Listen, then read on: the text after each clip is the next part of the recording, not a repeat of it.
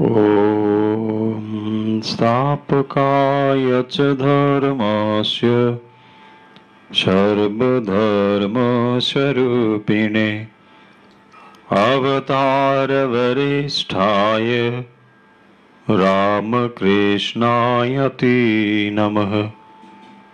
जननीं शारदां देवीं रामकृष्णं जगद्गुरुं पादपद्मे तयो श्रित्वा प्रणमामि मुहुर्मुहुः।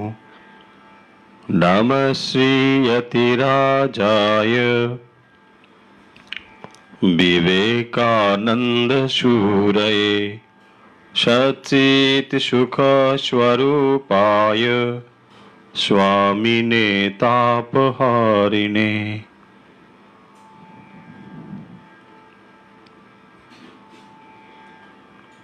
ঠাকুর মা স্বামীজির ভক্ত ও ভাবানুরাগীবৃন্দ সবাইকে আন্তরিক শ্রদ্ধা শুভেচ্ছা জ্ঞাপন করছি। আজকে অনুধ্যান এবং অভ্যাস পর্বে আপনাদেরকে স্বাগত জানাচ্ছি। আজ প্রথম আমাদের সঙ্গে যারা যুক্ত হয়েছেন তাদেরকেও আমাদের এই অনুষ্ঠানে স্বাগত জানাই। বিগত কয়েক সপ্তাহ ধরে আমরা নিয়মিতভাবে এখানে ঠাকুরমা স্বামীজির বিভিন্ন বিষয় এবং ভগবত গীতা ইত্যাদি শাস্ত্রীয় বিষয় আলোচনা করছি এবং কিছুটা সময় আমরা ধ্যান প্রাণায়াম আদি অভ্যাসও করছি।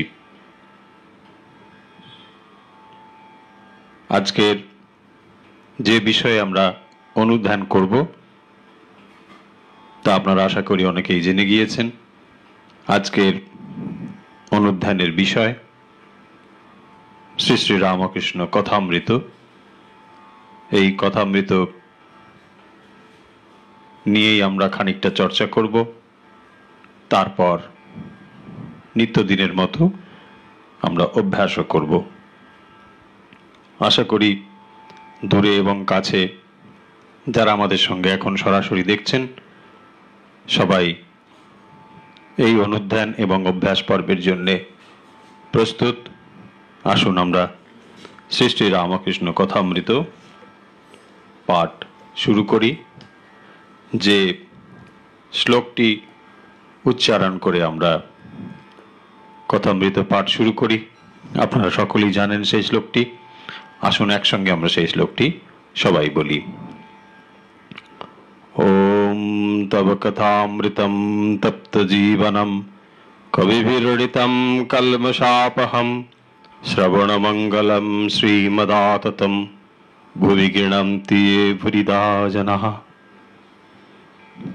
শ্রী শ্রী রামকৃষ্ণ কথামৃতের প্রথমেই শ্রীম মাস্টারমশাই তিনি গোপীগীতা থেকে এই লাইন দুটি উদ্ধৃতি দিয়েছেন এবং যথাযথভাবে এই লাইনটি তিনি ব্যবহার করেছেন। ভগবান শ্রী রামকৃষ্ণের মুখনিসৃত বাণী শ্রীমৎ শ্রী শ্রী রামকৃষ্ণ কথামৃত। এই গ্রন্থের ভগবানের যে মুখনিসৃত অমৃতময় বাণী তাকে তিনি ভাগবতের গোপী গীতার এই লাইন দুটি দিয়ে শুরু করেছেন। আমরা এই লাইন দুটির অর্থ আপনাদের বলেছি, তবুও অনেকে জানতে চেয়েছেন। আমরা আরেকবার সংক্ষেপে সেটি দেখে নিই। তব কথামৃতম কথার অর্থ হচ্ছে তব মানে ভগবানের, কথামৃতম তার কথা, তার অমৃতময় এই যে কথা, তব কথামৃতম তপ্ত জীবনম তপ্ত জীবন মানে সংসার তপ্ত যে জীবন, অর্থাৎ আমরা যারা সাধারণ মানুষ, যারা এই সংসারে দুঃখ কষ্ট যন্ত্রণা ভোগ করছি, সংসার তপ্ত জীব যারা, তাঁদের জন্য বা তাঁদের কাছে এই কথা অমৃতম কবিভিরড়িতম কলমশাপহম। কিরকম এটি? এটি কলমশাপহম। কলমশা মানে, কলমশ কথার অর্থ হচ্ছে পাপ, কালিমা। এই কালিমা দূরীভূত হয়, চলে যায়, সেই জন্য বলা হচ্ছে কলমশাপহম। কবিভিরড়িতম। কবিভি মানে, কবি কথার অর্থ হচ্ছে সত্য দ্রষ্টা, যিনি সত্যকে দর্শন করেছেন, সত্যকে জেনেছেন, তিনি কি করেছেন? কবিভিরড়িতম, কবি দ্বারা বর্ণিতম, এটা বর্ণনা করা হয়েছে। আর এটা কি হয় করলে? শ্রবণ মঙ্গলম, এই অমৃতময় কথা শ্রবণ মঙ্গলম, শুনলেই মঙ্গল হয়, এটি শ্রবণ করলেই মঙ্গল হয়। শ্রবণ মঙ্গলম শ্রীমৎ আততম ভুবি গৃণন্তে ইয়ে ভুরিদা জনাহা। শ্রীমৎ, এটি, এই কথা কেন আমরা শুনব? ভগবানের এই কথা, এটি হচ্ছে শ্রীমৎ। শ্রীমৎ মানে শ্রীযুক্ত, অর্থাৎ সৌন্দর্যমণ্ডিত। ভগবানের এই কথা অত্যন্ত মধুর, অত্যন্ত সৌন্দর্যমণ্ডিত, তাই এটিকে বলা হয়েছে শ্রীমৎ। এবং আততম, কিরকম কথা? এই কথা ফুরবে না। আততম বিস্তৃতম, এটি এত মাধুর্যময়, এত সুন্দর, এত বিস্তৃত যে এটি ফুরবে না। তারপরে বলছেন ভুবি গৃণন্তে যে ভুরিদা জানাহা। কে এই কথা শ্রবণ করার জন্য আগ্রহী হন? যিনি ভুরিদা জানাহা, যে মানুষ অনেক দান করেছেন, ভুরিদা জানাহা, তিনি এই ভগবানের অমৃত কথা শোনার জন্যে তিনি শ্রবণ প্রার্থী হন, শ্রবণের জন্য আগ্রহী হন। যিনি অনেক বেশি দান ধ্যান করেছেন, অনেক ধর্ম চর্চা করেছেন, তার অন্তর অনেক বেশি নির্মল হয়েছে, তিনি কি করবেন? এই ভগবানের কথা শুনবেন। তাই ভগবত গোপী গীতার, শ্রীমদ্ ভাগবতের গোপী গীতার এই দুটি লাইন মাস্টারমশাই শ্রীরামকৃষ্ণের কথামৃতের প্রথমেই এই দুটো লাইনকে তিনি উদ্ধৃতি হিসেবে ব্যবহার করেছেন। আজকে আমরা শ্রী শ্রী রামকৃষ্ণ কথামৃত পড়ব। কথামৃতের বারবার বলেছি যে যে কোনো অংশ থেকে পড়া যায়, কারণ এমন নয় যে কোনো একটি অংশের সঙ্গে কোনো একটি অংশ নির্ভরশীল, ঠিক এরকম নয়। তাই যে কোনো অংশ থেকে পাঠ করা যায়। যদি আমরা এটি ক্রমান্বয়ে পাঠ করতাম, পরপর পরপর করতাম, তাহলে একরকম করতাম। আমরা ঠিক তেমন করে করছি না। আমরা জানি যে আপনারা কথামৃত পাঠ করেন, তাই তার যে কোনো অংশ থেকেই পাঠ করা যায়। আমরা সেই জন্যে ধারাবাহিকভাবে ক্রমান্বয়ে পরপর এখানে আলোচনা বা পাঠ করছি না। আমরা যে কোনো একটি অংশ নিয়ে করছি, কারণ এই অংশগুলো আপনারা শুনেছেন, নিজেরাও বারবার পড়েছেন, সেগুলোকেই আমরা খানিকটা যেন চর্বণ করছি। তার মানে সেগুলোকে আমরা আবার স্মৃতিপটে নিয়ে আসছি, আবার সেগুলোকে আলোচনা করবার চেষ্টা করছি। আজকের যে অংশটি আমরা এখানে পাঠ করছি সেটি 28শে নভেম্বর 1883, সপ্তম পরিচ্ছেদ। এটি 2 খণ্ডে যে সংস্করণটি পাওয়া যায় তার প্রথম খণ্ড, সপ্তম পরিচ্ছেদ। এখানে সেই অংশটি আমরা পড়ছি। এখানে বলা হচ্ছে ব্রহ্ম শক্তি অভেদ, মানুষ লীলা। শ্রীরামকৃষ্ণ বলছেন, যতক্ষণ উপাধি ততক্ষণ নানা বোধ, যেমন কেশব, প্রসন্ন, অমৃত, এইসব পূর্ণ জ্ঞান হলে এক চৈতন্য বোধ হয়। আবার পূর্ণ জ্ঞানে দেখে যে সেই এক চৈতন্য এই জীবজগৎ, এই চতুর্বিংশতি তত্ত্ব হয়েছেন। তবে শক্তি বিশেষ, তিনি সব হয়েছেন বটে, কিন্তু কোনখানে বেশি শক্তির প্রকাশ, কোনোখানে কম শক্তির প্রকাশ। শ্রীরামকৃষ্ণ এখানে বলছেন যতক্ষণ উপাধি ততক্ষণ নানা বোধ। তাহলে আমরা যে এই জগৎ দেখছি, বৈচিত্র্যময় এই যে জগৎ দেখছি, কি করে এই বৈচিত্র্যময় জগৎ দেখছি? তার কারণ আমরা নানা দেখছি। অর্থাৎ এই নানা কি করে হলো? উপাধি থেকে হলো। সেটি বলছেন যতক্ষণ উপাধি ততক্ষণ নানাবোধ। যেমন কেশব প্রসন্ন অমৃত, কেশবচন্দ্র সেন এরকম যারা তারা উপস্থিত রয়েছেন তাদেরকে বলছেন। তার মানে একে যে আমি কেশব বলছি, একে যে অমৃত বলছি, কি করে বলছি? এটি তার উপাধি দেখে। কিন্তু বস্তু তো সব এক, কিন্তু যখন তাকে আমরা ব্যবহারিক জগতে পৃথক করে বলছি বা ভাবছি, তখন তাকে পৃথক করে বলছি। পূর্ণ জ্ঞান হলে এক চৈতন্য বোধ হয়। তাহলে আসল হচ্ছে এই সাধনা, যে এক থেকে বহু হয়েছেন, আবার আমরা কি করছি? এই বহু থেকে একে ফিরে যাচ্ছি। দেখুন সাধনার দুরকম, অনুলোম এবং বিলোম কিভাবে হচ্ছে। এক ছিলেন, তিনি বহু হলেন। উপনিষদ বলছেন একোহম বহুশ্যাম প্রজায়েতি। আমি এক ছিলাম। যখন তিনি এক থাকেন তখন এই সৃষ্টির বৈচিত্র্য সেখানে নেই।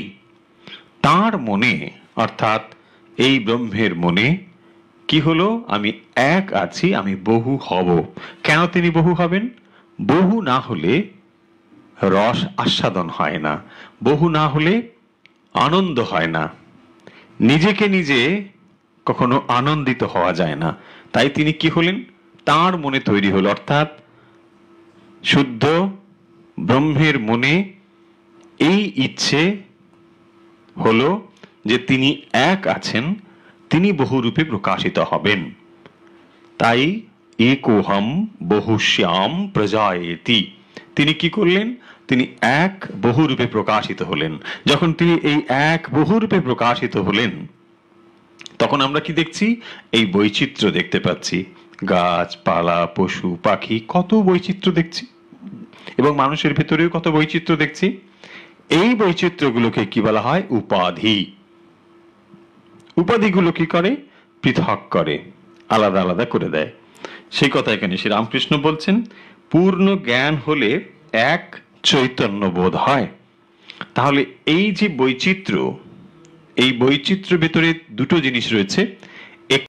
এক মানুষের থেকে আরেক মানুষের পৃথকত্ব বোঝাতে আমরা নাম ব্যবহার করি। আবার কি করে এটা হলো? তার একটি অবয়ব রয়েছে, তার একটি শারীরিক রূপ রয়েছে। সেই রূপের দিকে তাকিয়ে আমরা তাকে পৃথক করে দিই, ইনি এই, ইনি ওই, এই। তাহলে নাম এবং রূপ ছাড়া, নাম এবং রূপ যদি সরিয়ে নেওয়া হয় তাহলে থাকে কি? তখনই বলা হচ্ছে তখন যা থাকে সেটি চৈতন্যই থাকে। যখন একটি বস্তুর নাম সরিয়ে নেওয়া হয় এবং তার রূপ সরিয়ে নেওয়া হয় তখন সেখানে যা থাকে তাকেই বলা হয় চৈতন্য। তাহলে কি হলো?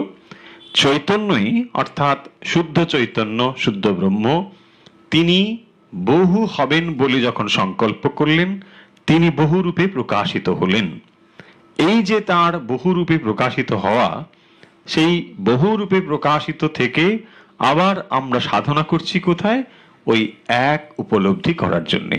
আমরা যখন বহুরূপে প্রকাশিত হয়েছি তখন আমরা জানতে চাই আমাদের উৎস কি। এই বৈচিত্র্যময় জগতে যখন কত রকম মানুষ, কত পশু, কত পাখি, কত রকম সব রয়েছে, এখান থেকে, এই বৈচিত্র্যময় জগৎ থেকে আমরা এই সত্যটি আবিষ্কার করতে চাই। আমাদের ঋষিরা তা আবিষ্কার করেছেন, করে আমাদের সামনে সেই সত্যটি তুলে ধরেছেন। এই সত্য যদি আমরা লাভ করতে পারি তাহলে আমরা কি করব? উৎসে ফিরে যাব। উৎসে ফিরে গেলে কি হয়?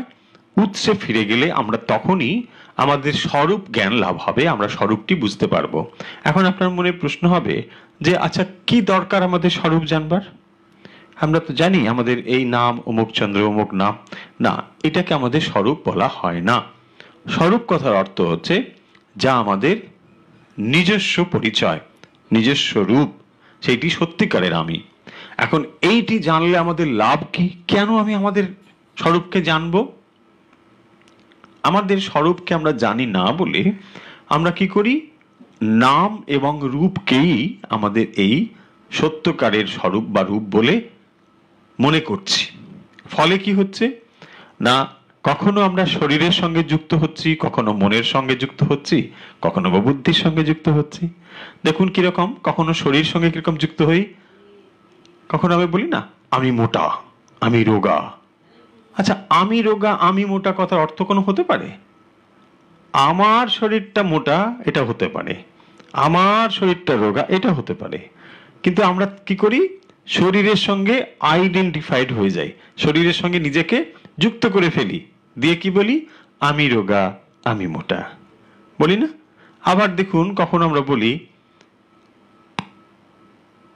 আমি সুখী আমি দুঃখী, বলি না? কেন বলি? আসলে আমি সুখী আমি দুঃখী কখন বলছি, মনের সঙ্গে যখন নিজেকে যুক্ত করে ফেলি।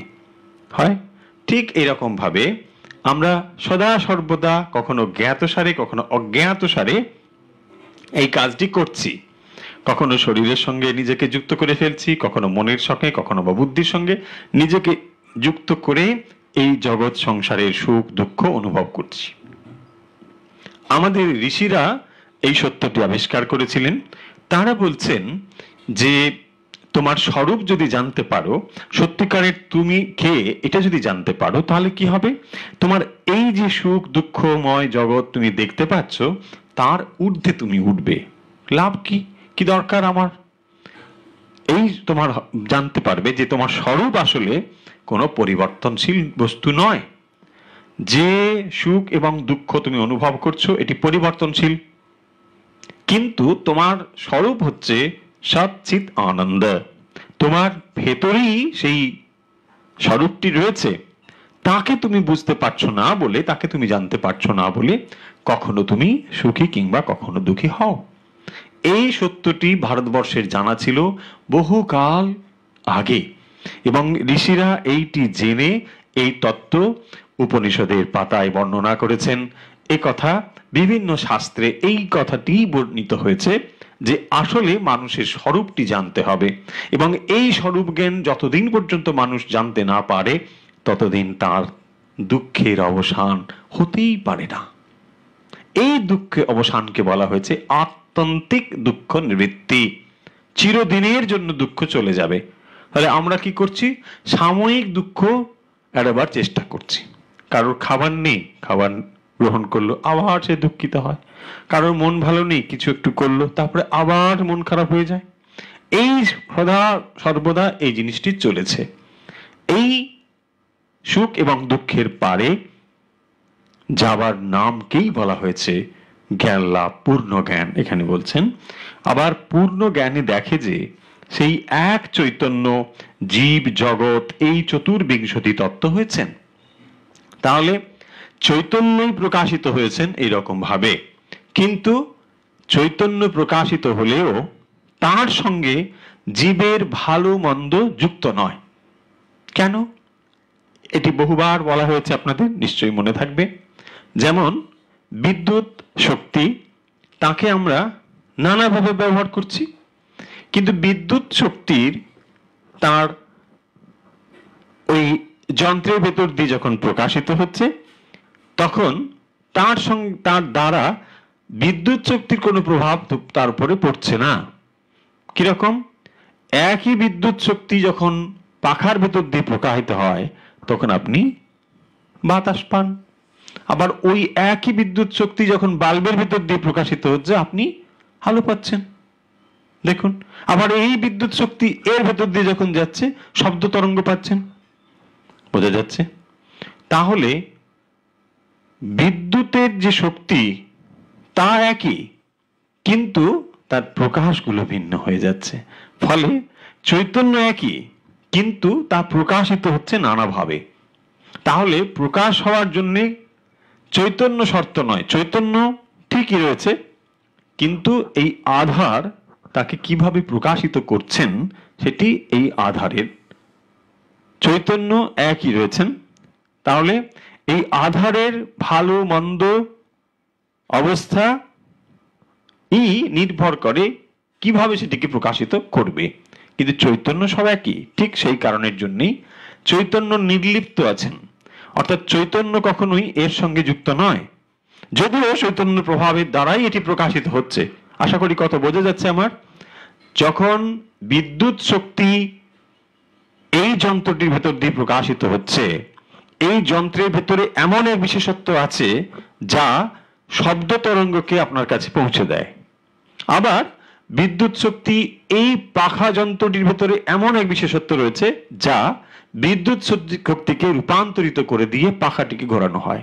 হলো এই একই রকম ভাবে আলো প্রকাশিত হচ্ছে, কিন্তু সেখানে সে বিদ্যুৎ শক্তি, কিন্তু ওই আধারটির ভেতরে এমন বিশেষ শক্তি রয়েছে যাকে ওই শক্তিকে প্রকাশ করে। ঠিক এরকম ভাবেই এরকম বৈচিত্র্যময় এত জীব রয়েছে, কিন্তু তাদের ভেতরে প্রকাশের তারতম্য রয়েছে। সেই কারণের জন্যই দেখবেন আমরা আত্মা এবং যে পরমাত্মা, এই আত্মা বা জীবাত্মা এবং পরমাত্মা, তাই জীবাত্মা এই ভালো মন্দের দ্বারা তিনি প্রভাবিত হন না, আত্মা প্রভাবিত হন না। কে প্রভাবিত হন? জীব নিজেই, অর্থাৎ জীবের সূক্ষ্ম শরীর। একথা বারবার বলা হয়েছে, জীবের স্থূল শরীর, সূক্ষ্ম শরীর এবং কারণ শরীর রয়েছে। তাই যখন আমরা স্থূল শরীর দিয়ে কোনো কিছু করছি, তার পেছনে রয়েছে সূক্ষ্ম শরীর। এই সূক্ষ্ম শরীরই এক শরীর থেকে আরেক শরীরে গমন করে। আত্মার গমনাগমন নেই, কিন্তু ওই শক্তির প্রকাশ যখন তার ভেতর দিয়ে হয়, অর্থাৎ ওই সূক্ষ্ম শরীর, তখন তার বিশেষত্বর ফলেই জীবের পার্থক্য এক জীব থেকে আরেক জীবের হয়। আশা করি কথা বোঝা গেছে। তারপরে বলছেন, তবে শক্তি বিশেষ তিনি সব হয়েছেন বটে, কিন্তু কোনোখানে বেশি শক্তির প্রকাশ, কোনোখানে কম শক্তির প্রকাশ। কি বলছেন? শ্রী রামকৃষ্ণ বলছেন, তবে শক্তি বিশেষ মানে এই যে একটু আগে বলা হলো, চৈতন্য রয়েছেন, কিন্তু চৈতন্যকে যে বস্তুর ভেতর দিয়ে প্রকাশিত হচ্ছে বা যে জীবের ভেতর দিয়ে প্রকাশিত হচ্ছে, তার বিশেষত্ব রয়েছে। কখনো তার বেশি শক্তি, কখনো তার কম শক্তি। সেই জন্যে বলছেন, যেমন বাল্বের কোনোটার হয়তো 250 ওয়াট, কোনোটা 50 ওয়াট, কোনোটা বেশি ওয়াট, ঠিক এরকম ভাবে। সেই জন্য বলছেন, তবে শক্তি বিশেষ তিনি সব হয়েছেন বটে, কিন্তু কোনোখানে বেশি শক্তির প্রকাশ, কোনোখানে কম শক্তির প্রকাশ। বিদ্যাসাগর বলেছিল, তা ঈশ্বর কি কারুকে বেশি শক্তি, কারুকে কম শক্তি দিয়েছেন? আমি বললুম, তা যদি না হতো তাহলে একজন লোক 50 জন লোককে হারিয়ে দেয় কেমন করে? আর তোমাকেই বা আমরা দেখতে এসেছি কেন? বিদ্যাসাগর মশাই প্রশ্ন করে বলছেন যে, তা কি ঈশ্বর কারুকে বেশি শক্তি দিয়েছেন, কারুকে কম শক্তি দিয়েছেন? বলছেন, তা যদি না হতো তাহলে একজন লোক 50 জন লোককে হারিয়ে দেয় কেমন করে? অর্থাৎ এই যে শক্তির প্রকাশগুলো দেখা যাচ্ছে, শক্তির তারতম্যগুলো দেখা যাচ্ছে, তার দ্বারাই বোঝা যাচ্ছে যে প্রকাশ করার যে আধানটি, যার ভেতর দিয়ে যে প্রকাশিত হচ্ছে, তা কোথাও কম, কোথাও বেশি। সেই কারণের জন্য বলছেন যে কারো শক্তি বেশি, কারো শক্তি কম। তার লীলা যে আধারে প্রকাশ করেন, সেখানে বিশেষ শক্তি, যার ভেতর দিয়ে ভগবান নিজেকে প্রকাশ করেন, তার লীলা যে আধারে প্রকাশ করেন, সেখানে বিশেষ শক্তি। তারপরে তিনি একটি সুন্দর উপমা ব্যবহার করেছেন, বলছেন, জমিদার সব জায়গায় থাকেন, কিন্তু অমুক বৈঠকখানায় তিনি প্রায় বসেন। ভক্ত তার বৈঠকখানা, ভক্তের হৃদয়ে তিনি লীলা করতে ভালোবাসেন, ভক্তের হৃদয়ে তার বিশেষ শক্তি অবতীর্ণ হয়। বলছেন, জমিদার সব জায়গায় থাকেন, পরিষ্কার। তারপরে বলছেন, কিন্তু অমুক বৈঠকখানায় তিনি প্রায় বসেন, ভক্ত তার বৈঠকখানা। তার মানে ভগবান সর্বত্রই প্রকাশিত হয়েছেন, কিন্তু কোথাও কোথাও তার প্রকাশ বেশি। যেমন সূর্যের আলোক সর্বত্র পড়ে, কিন্তু কাঁচ তাকে বেশি রিফ্লেক্ট করতে পারে, তাই না? কাঠের উপরে পড়ুক, তার রিফ্লেকশন কম। ঠিক একই রকম ভাবে ভগবান তার চৈতন্য শক্তি সর্বত্র প্রকাশিত হচ্ছে, পরিবর্তন হয়ে যাচ্ছে যার ভেতর দিয়ে প্রকাশিত হচ্ছে। তিনি যদি সাত্ত্বিক গুণ সম্পন্ন হন, তিনি যদি শুদ্ধ পবিত্র আধার হন, তার ভেতর দিয়ে তার প্রকাশ বেশি হয়। যেমন আলোর প্রকাশ কাঁচের ভিতর দিয়ে বেশি হয়। যদি কাঠের উপরে গিয়ে পড়ে, পাথরের উপরে গিয়ে পড়ে, তার প্রতিবিম্ব রিফ্লেকশন খুব কম হয়। আমরা জানি ঠিক একই রকম ভাবে জমিদার সব জায়গায় থাকেন, কিন্তু অমুক বৈঠকখানায় তিনি প্রায় বসেন। ভক্ত তার বৈঠকখানা, অর্থাৎ ভক্তের ভেতর দিয়ে ভগবান তার শক্তিকে প্রকাশ করেন। সেই জন্য বলছেন ভক্তের হৃদয় ভগবানের বৈঠকখানা। ভগবান তার ভক্তের হৃদয় দিয়ে নিজেকে প্রকাশিত করে। কি করে নিজেকে প্রকাশিত করবেন? যদি ভক্ত তার আমিটাকে সরিয়ে দেন। যদি আমি নিজেকে প্রকাশিত করি, তাহলে তিনি প্রকাশিত হতে পারেন না। এই একটি শক্তি, ধরে নিন এর ভেতর দিয়ে একটা শক্তি প্রবাহ হচ্ছে, তার দ্বারা এই কথা আপনাদের কাছে গিয়ে পৌঁছচ্ছে। এখন এই যন্ত্রটি যদি নিজে নিজেই শক্তি বা নিজে নিজেই শব্দ উৎপাদন করতে থাকে, তাহলে এই শব্দ কি ওখানে গিয়ে পৌঁছবে? তাই না? পৌঁছবে না, কারণ এ নিজে নিজেই শব্দ করছে। তার মানে আমাদের হৃদয় তখনই বৈঠকখানা হয়ে উঠতে পারে যদি আমার আমিকে আমি সম্পূর্ণ বিলোপ করে দিতে পারি, শেষ করে দিতে পারি। তাই ভগবান সেই আধারকেই আশ্রয় করেন যে তার আমিকে যতখানি সরাতে পেরেছেন। যে তার আমিকে যতখানি সরাতে পেরেছেন, ভগবান তার ভেতর দিয়ে ততখানি প্রকাশিত হতে পারেন। সেই জন্য বলেছেন এখানে ভক্ত তার বৈঠকখানা, ভক্তের হৃদয়ে তিনি লীলা করতে ভালোবাসেন। তিনি ভক্তের ভেতর দিয়ে প্রকাশিত হন। তিনি কি করেন? সমস্ত প্রাণীর ভেতর দিয়ে, সমস্ত জীবের ভেতর দিয়ে ভগবান প্রকাশিত হয়ে আছেন। সমস্ত জীব দিয়ে তিনি আস্বাদন করেন, সমস্ত চক্ষু দিয়ে তিনি দর্শন করেন, সমস্ত কর্ণ দিয়ে তিনি শ্রবণ করেন, সমস্ত হৃদয় দিয়ে তিনি অনুভব করেন। এটি কি করে সম্ভব হয়? ভগবান নিজেকেই প্রকাশিত করেছেন বলে। সেই সত্য বস্তু, সেই সৎ বস্তু এক, এবং তিনি নিজেকে প্রকাশিত করেছেন। তাই এই বিশ্ব ব্রহ্মাণ্ড, বিশ্ব জগৎ, আপনি আমি কখনো বিচ্ছিন্ন নয়। যখনই আমরা বিচ্ছিন্ন করে নিজেদেরকে ভাবি, তখনই আমরা দুঃখ পাই, যন্ত্রণা পাই। আমাদের সমস্ত দুঃখের কারণ বিচ্ছিন্ন বোধ। দেখবেন দুটো জিনিস থেকে আমাদের এই জগতের দুঃখবোধ তৈরি হয়, এবং সমস্ত দুঃখ, যন্ত্রণা, কামনা, বাসনা, জাগতিক যত কিছু, তার দুটো জিনিস থেকে আমাদের এটি হয়। কি? এক, অপূর্ণতা বোধ। এক হচ্ছে অপূর্ণতা। যখনই আমরা ফিল করছি যে আমি অপূর্ণ, তখনই আমরা নিজেদেরকে পূর্ণ করবার জন্যে যেন তেন প্রকারে এই জগতে কামনা বাসনা নিয়ে ঝাঁপিয়ে পড়ছি। তাহলে আমাদের ভেতরে অপূর্ণতা বোধ, এটি এক নম্বর। কারণ এই জগতের সমস্ত কিছুর ভেতর থেকেও এই বোধ তৈরি হচ্ছে যে আমি অপূর্ণ। অপূর্ণতার বোধ থেকে আমাদের ভেতরে এই জিনিসটি তৈরি হয়। অপূর্ণতা বোধ থাকলে কি হয়? নিজেকে পূর্ণ করবার জন্য তখন প্রাপ্তির আকাঙ্ক্ষা, কামনা, বাসনা, এইগুলো সব তৈরি হয়। এবং আর একটি বোধ হচ্ছে বিচ্ছিন্ন বা পৃথকত্বের বোধ, সেপারেটনেস। যখন আমি ভাবছি যে আমি সেপারেট, আলাদা, তখনই দেখবেন যত রকম অনৈতিক জিনিস তৈরি হয়। যদি আমাদের সত্যিকারের আনন্দ পেতে হয়, এর দুটোর বাইরে যেতে হবে। কিরকম? যত সময় পর্যন্ত আমি নিজেকে ইনকমপ্লিট ভাবছি, অপূর্ণ ভাবছি, এবং যত সময় পর্যন্ত আমার ভেতরে পরিপূর্ণ করার জন্য চেষ্টা রয়েছে, তত সময় পর্যন্ত আমি সমগ্র থেকে বিচ্ছিন্ন হয়ে গিয়েছি। সমগ্র থেকে যদি আমি বিচ্ছিন্ন হয়ে যাই, নিজেকে পৃথক করে ভাবি, এই পৃথকত্ব বোধ, তাহলে পৃথকত্ব বোধ এবং অপূর্ণতা বোধ, এই দুটো থেকেই যত রকম দুঃখের কারণ। সমস্ত দুঃখের কারণ এক অপূর্ণতা বোধ, দুই বিচ্ছিন্নতা বোধ। এর থেকে যদি উত্তরণ ঘটাতে চাই তাহলে কি করতে হবে? নিজেকে সবার সঙ্গে যুক্ত করতে হবে।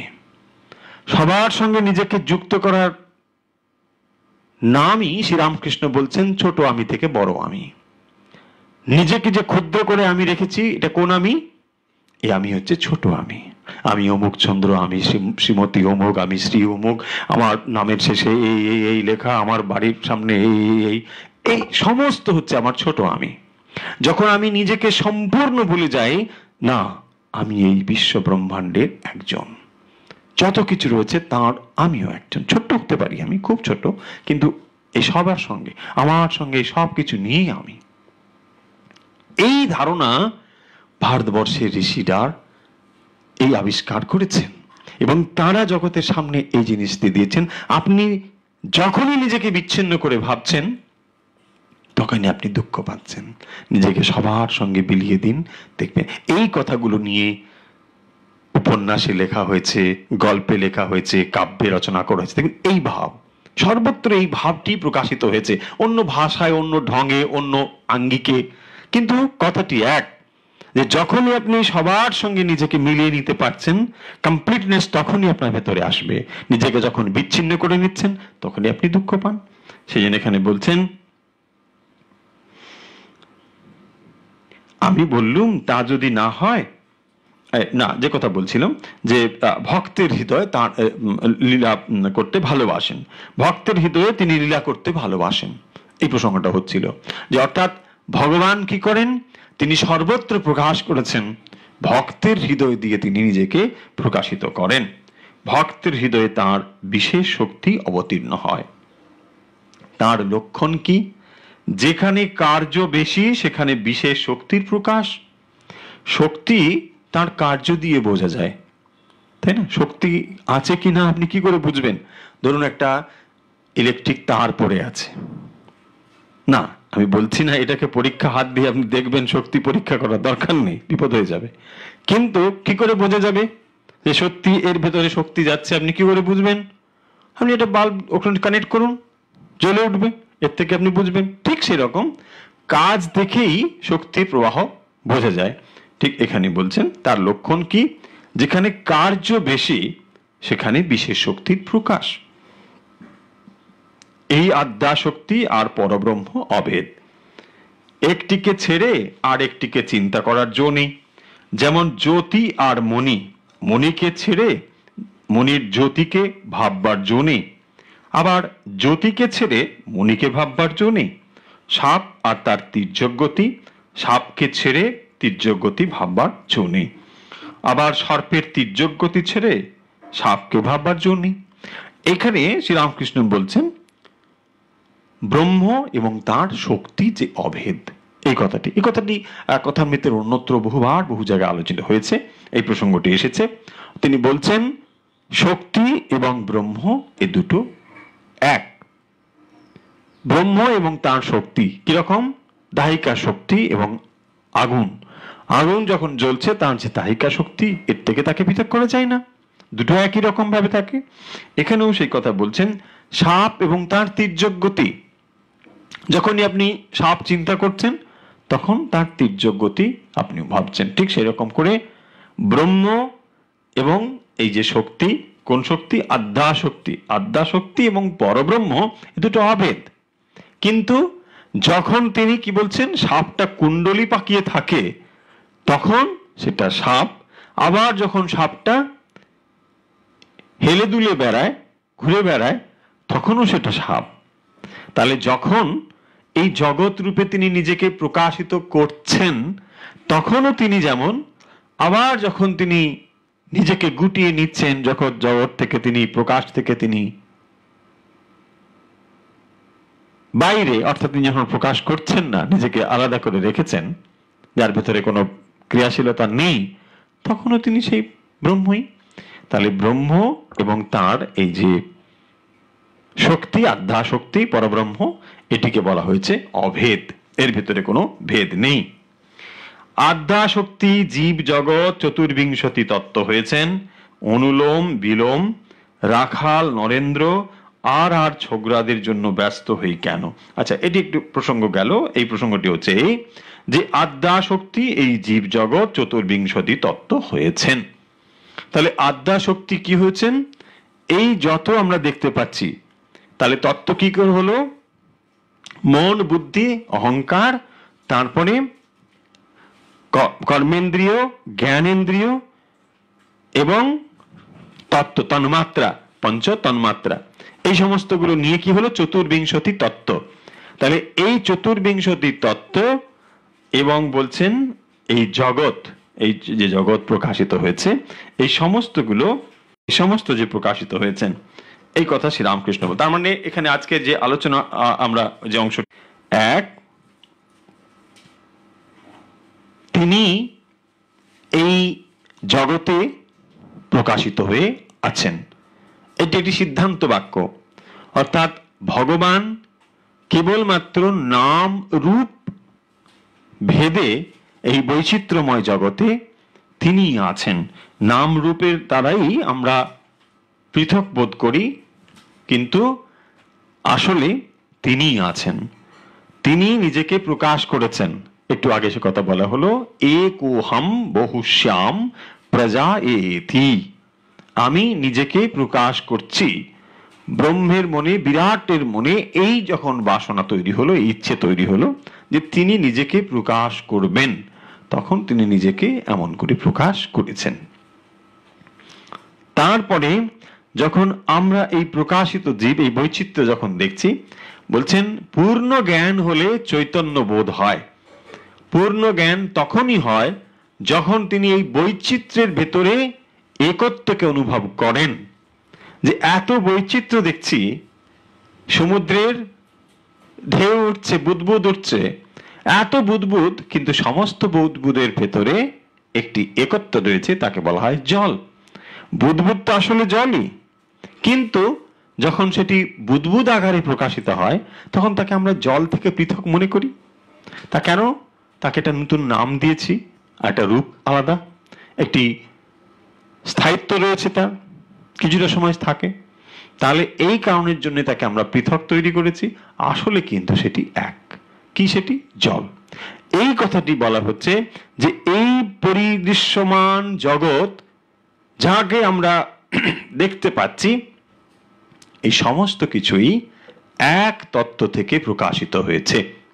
তাই উপনিষদই একই কথা বলছেন, ঈশাবাস্যমিদং সর্বম যৎকিঞ্চ জগত্যাম জগৎ। যৎকিঞ্চ, কি জোর দিয়ে বলছে দেখুন, যৎকিঞ্চ, যা কিছু, যা কিছু আপনি দেখছেন, সমস্ত কিছু, কোনো বাদ দেওয়া হচ্ছে না, গাড়িটা, বাড়িটা, ঘোড়াটা, হাতিটা, কিছুই নয়, সমস্ত কিছু, যা কিছু দেখছি, যৎকিঞ্চ জগত্যাম জগৎ। জগত্যাম শব্দের অর্থ কি? পরিবর্তনশীল, যা পরিবর্তন হয় তাকে বলা হয় জগৎ। এই সমস্তটাই জগৎ। কেন পরিবর্তন হয়? একটা অন্তর্জগৎ, একটা বহির্জগৎ। যখন আমি নিজেকে কেন্দ্র করেছি, তখন আমি একটা জগৎ, এর বাইরে যা দেখছি তাকে বলা হয় বহির্জগৎ। এই যা কিছু দেখছি সব আমি ছাড়া বহির্জগৎ। এই বহির্জগতে যা আমরা দেখতে পাচ্ছি, এগুলো সব জগত্যাম জগৎ, মানে পরিবর্তনশীলতার ভেতরেও পরিবর্তনশীল যা হচ্ছে, জগত্যাম। ঈশাবাস্যমিদং সর্বম, এই সমস্ত কিছু তার দ্বারা আচ্ছাদিত। বাস্যম কথার অর্থ হচ্ছে আচ্ছাদিত। উপনিষদ এ কথা বলছেন। শ্রীরামকৃষ্ণের উপলব্ধি কি? দেখলাম সব যেন জোরে আছে। আপনারা পড়েছেন কথাটিতে, বলছেন দেখলাম সব যেন জোরে আছে। কি অপূর্ব ভাষা ব্যবহার করেছেন শ্রীরামকৃষ্ণ। বলছেন সব কিছু যেন জোরে জোরে আছে, মানে একটার সঙ্গে একটা অনুসৃত হয়ে রয়েছে। এই বিশ্ব ব্রহ্মাণ্ডে যা কিছু আছে সবার সঙ্গে সবার যুক্ত হয়ে আছে। তাই যাকে আমরা শত্রু ভাবছি, যাকে আমরা মিত্র ভাবছি, যাকে আমি আপন ভাবছি, যাকে আমি পর ভাবছি, আসলে সব এক। এই তত্ত্ব যেদিন আমরা উপলব্ধি করতে পারবো সেদিন হবে পূর্ণ জ্ঞান। তাই এখানে বলছেন পূর্ণ জ্ঞানী হলে বুঝতে পারে যে সব চৈতন্য রয়েছে। ওই বুদ্বুদের কথাটাই ভাবুন, বুদ্বুদ একটা না হয় বড় বুদ্বুদ, একটা না হয় ছোট বুদ্বুদ, আমি না হয় একটি ছোট বুদ্বুদ, আপনি না হয় একটা বিরাট বুদ্বুদ, কিন্তু ওই বুদ্বুদই তো।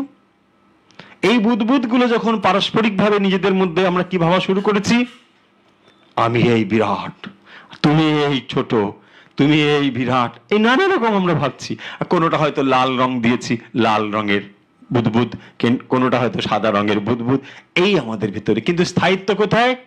একটু জোরে বাতাস প্রবাহিত হোক, ফট, যে কোনো মুহূর্তে জীবন শেষ হয়ে যাবে। অথচ আমরা ভাবছি কি, আমি এখানে 100 বছর বিরাট প্ল্যান করছি, এই হবে, ওই হবে, সেই হবে।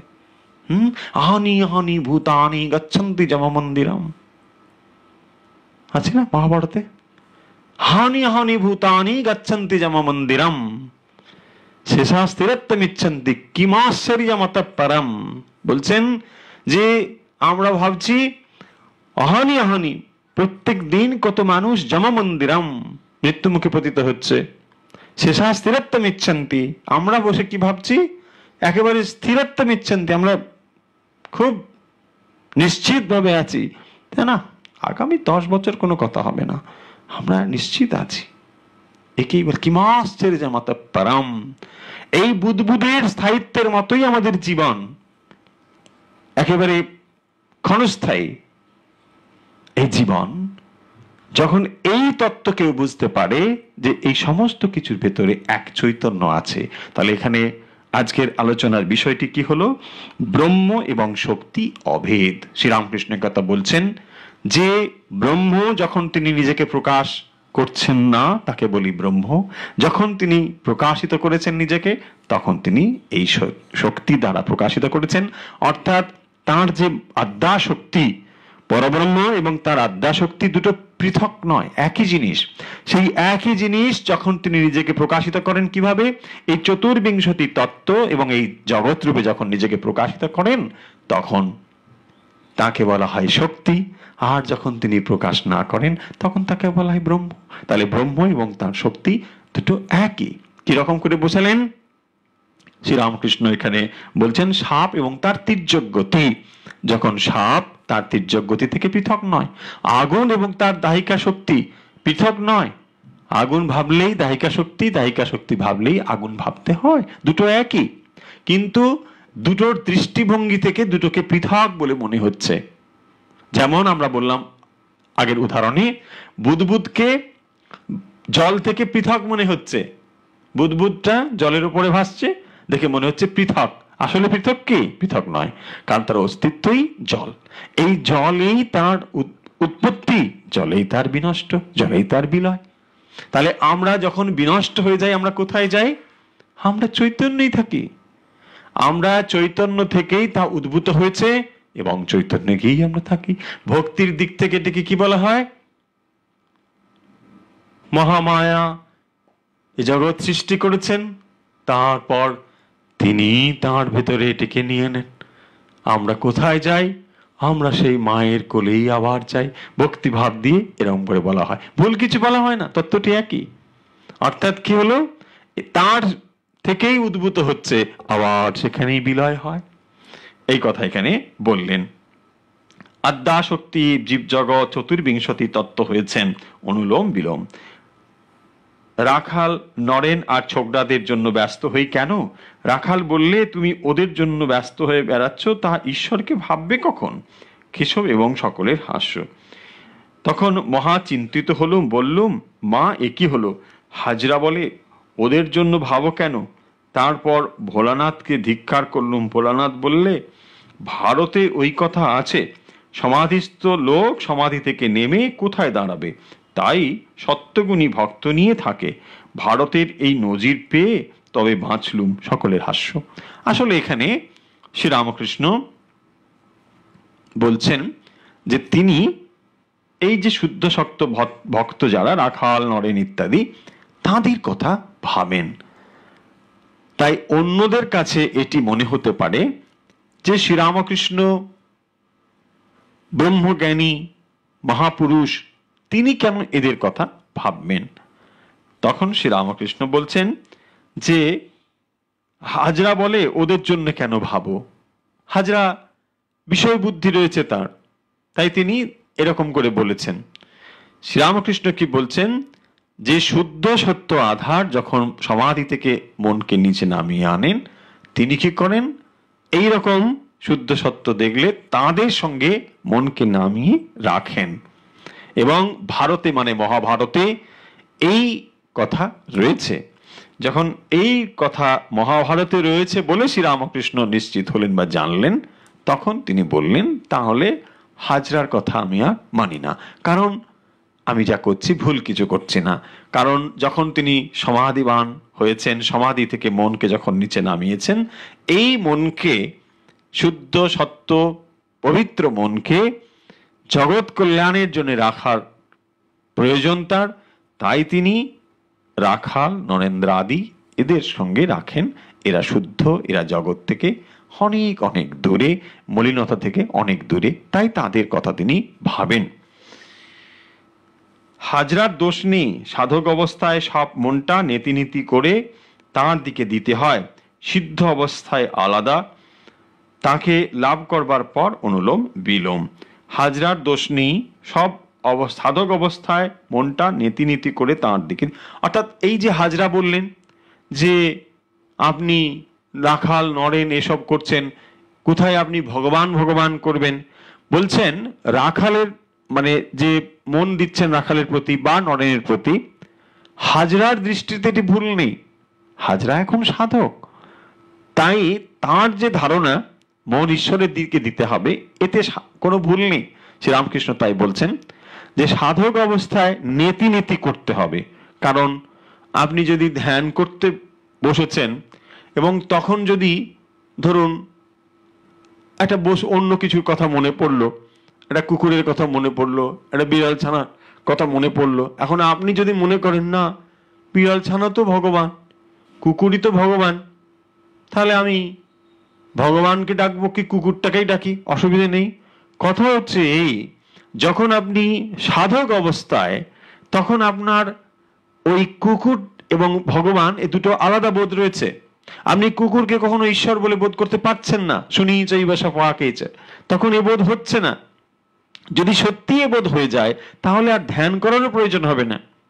সে বোধ হয় না বলেই প্রথমে নেতি নেতি করতে হয় যে না এটা নয়, তাই আপনাকে এত কষ্ট করে সাধন করতে হয়। আমি মনকে সরিয়ে দিই, না মন এটাকে সরাও, আমি কেবলমাত্র ভগবানকে ভাববো, তাই এটি ভাবেন।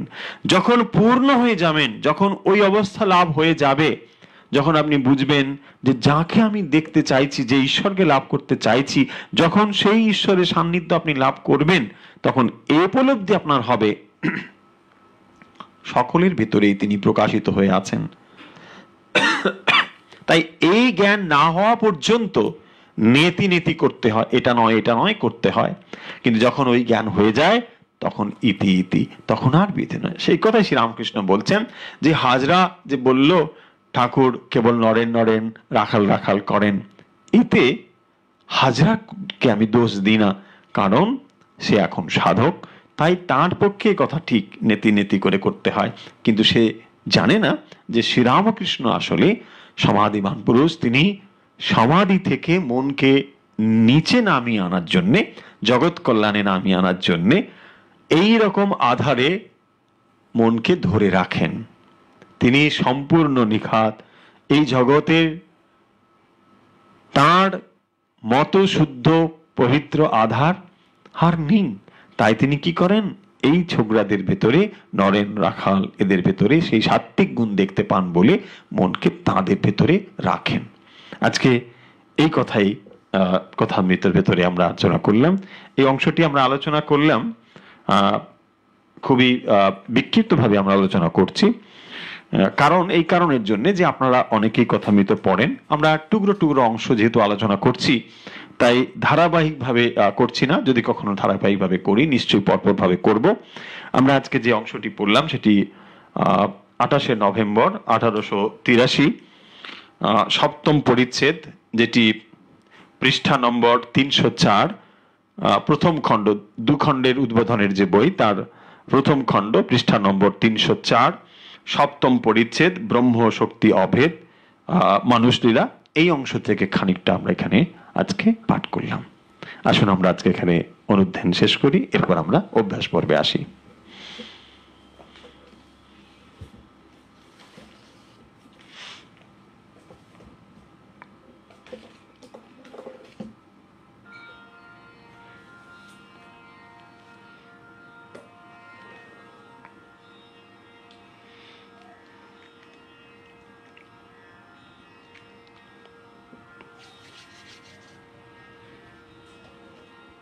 আশা করি আপনারা প্রস্তুত হয়েছেন, অভ্যাসের জন্য প্রস্তুত।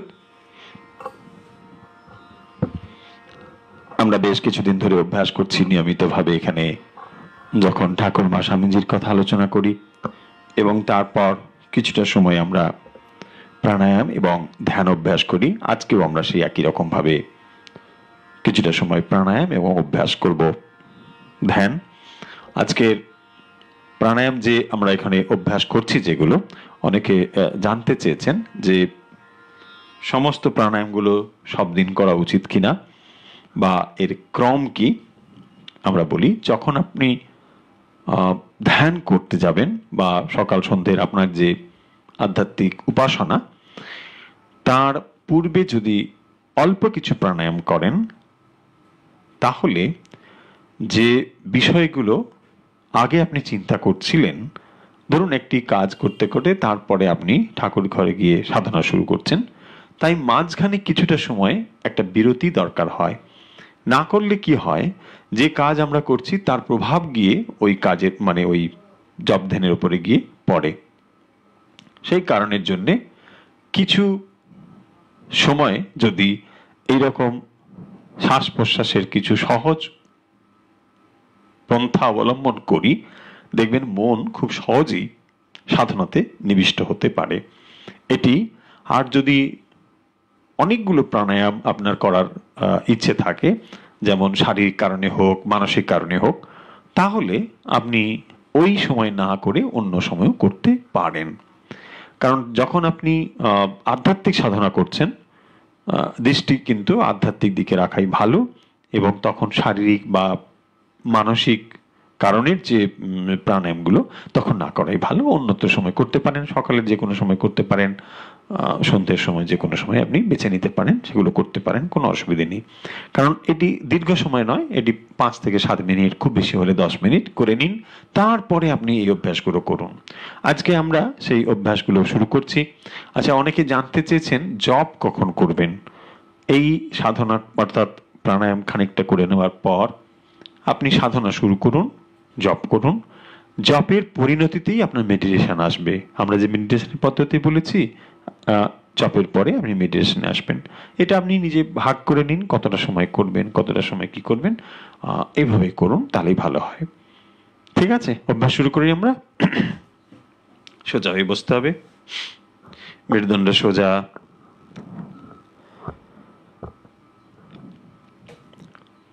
সুখাসন অথবা পদ্মাসন, যার যেটি ভালো লাগে, যে যেভাবে করতে পারেন, যে কোনো একটি আসন বেছে নিন, সোজা হয়ে বসুন, শুরু করুন প্রাণায়াম। শ্বাস নিন বাম দিকে, শ্বাস ছাড়ুন ডান দিকে। বারবার আমরা সে কথা বলেছি, খুব অল্প হলেও যদি অভ্যাস আপনি শুরু করেন, আপনি নিজেই উপলব্ধি করতে পারবেন যে এর প্রয়োজনীয়তা এবং এর গুরুত্ব কতখানি। তাই এটি এমন একটি বিজ্ঞান, এটি এমন একটি অভ্যাস যে আপনি নিজেই উপলব্ধি করতে পারবেন। কারোর কথার উপরে, বিশ্বাসের উপরে আপনাকে নির্ভর করতে হবে না। এখানে বিশ্বাস অবিশ্বাসের কোনো কথাই নেই, কারণ আপনি নিজেই উপলব্ধি করতে পারবেন। যেমন ফল দেখে বোঝা যায়, ঠিক এরকম আপনি নিজেই ফল লাভ করবেন। আসুন আমরা সেই অভ্যাস করি।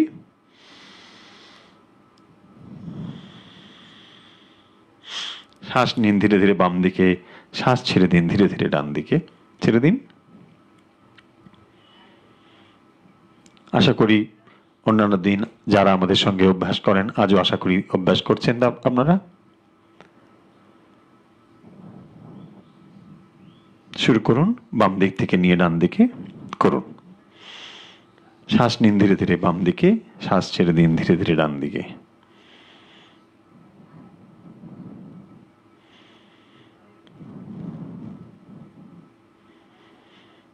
ধীরে ধীরে বাম দিকে শ্বাস নিন, ধীরে ধীরে ডান দিকে ছেড়ে দিন। শ্বাস নিন বাম দিকে, শ্বাস ছাড়ুন ডান দিকে।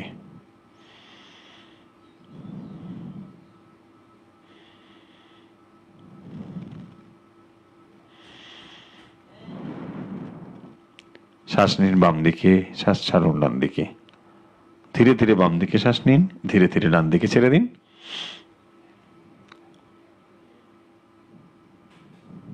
অনেকেই আমাদের সঙ্গে নিয়মিত অভ্যাস করছেন বলে জানিয়েছেন এবং সুফল পাচ্ছেন সেটিও জানিয়েছেন।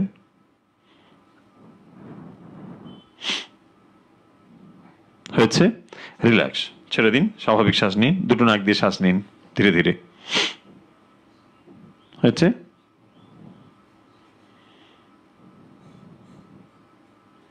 ধীরে ধীরে শ্বাস নিন, ধীরে ধীরে ছেড়ে দিন, নাক দিয়ে নিন, নাক দিয়ে ছেড়ে দিন।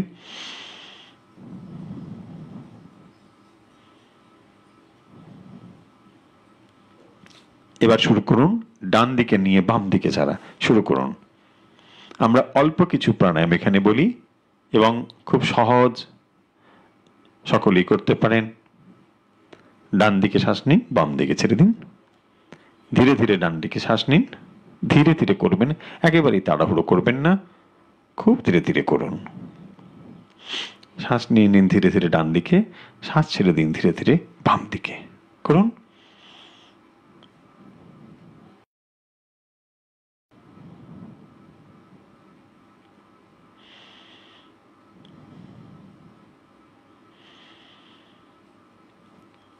শ্বাস নিন ডান দিকে, ছেড়ে দিন বাম দিকে।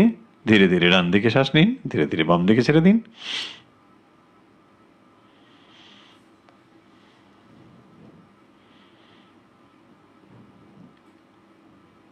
অভ্যাস করুন।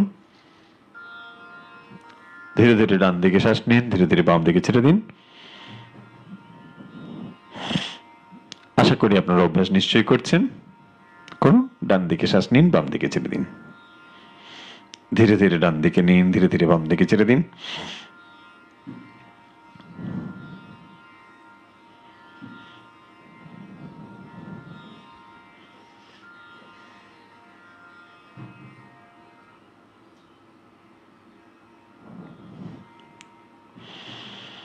হয়েছে? রিল্যাক্স, স্বাভাবিক শ্বাস নিন নাক দিয়ে। আমরা নিয়মিতভাবে অল্প কিছু সহজ প্রাণায়াম এখানে অভ্যাস করাচ্ছি। যারা আমাদের সঙ্গে অভ্যাস করছেন নিশ্চয়ই সুফল লাভ করবেন এবং যারা করেছেন তারা তো নিশ্চয়ই জানেনই। আসুন আমরা দ্বিতীয় প্রাণায়ামের জন্য প্রস্তুত হই। দ্বিতীয় প্রাণায়ামটি হচ্ছে শ্বাস নেব নাক দিয়ে, ছাড়ব মুখ দিয়ে। শুরু করুন। যারা দীর্ঘদিন ধরে অভ্যাস করছেন তারা ইতিমধ্যে জেনেই গিয়েছেন এবং যারা নতুন আমাদের সঙ্গে যুক্ত হয়েছেন তারা দেখে নিন। ইচ্ছে করলে আমাদের অন্যান্য পর্বগুলো আমাদের ফেসবুক পেজের টাইমলাইনে রয়েছে, সেখান থেকে দেখে নিতে পারেন। শ্বাস নিন নাকে, মুখ দিয়ে ছেড়ে দিন।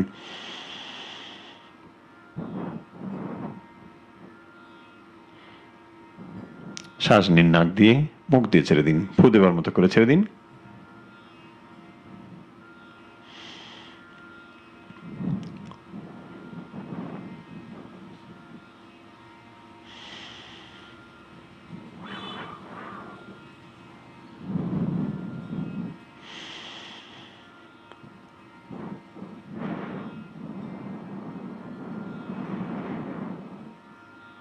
ধীরে ধীরে মুখ দিয়ে ছেড়ে দিন।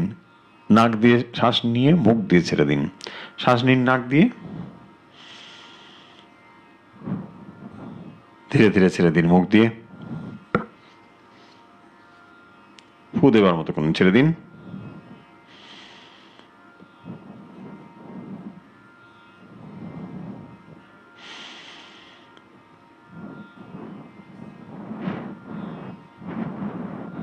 ছেড়ে দিন নাক দিয়ে।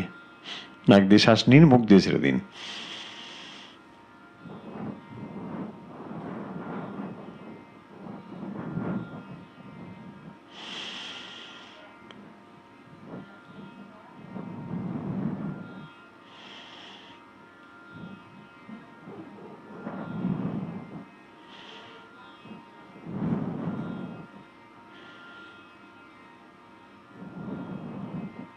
ধীরে ধীরে শ্বাস নিন, ধীরে ধীরে ছেড়ে দিন। নাক দিয়ে শ্বাস নিন, মুখ দিয়ে ছেড়ে দিন।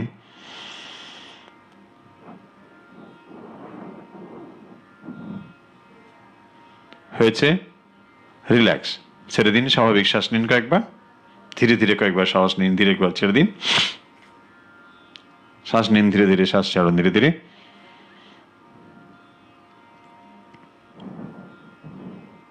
হয়েছে?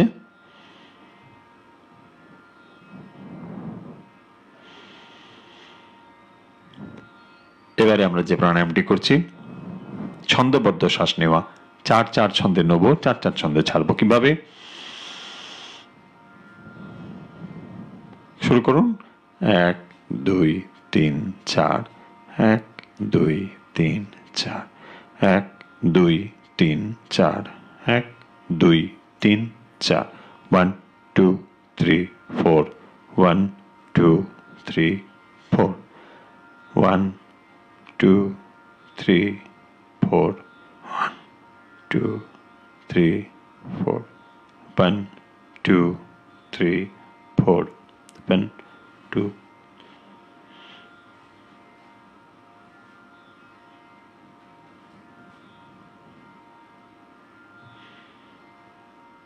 মনে মনে কাউন্ট করুন। 1 2 3 4, ছেড়ে দিন। 1 2 3 4, 4 4 নিন, 4-এ ছেড়ে দিন। 4-এ নিন, 4-এ ছেড়ে দিন। মনে মনে কাউন্ট করুন। 1 2 3 4, ছেড়ে দিন। 1 2 3 4।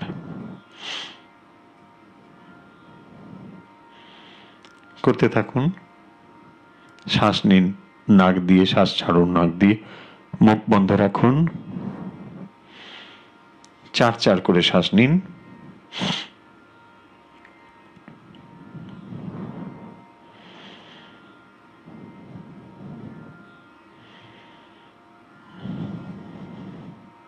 শ্বাস নিন 4-এ, শ্বাস ছেড়ে দিন 4-এ।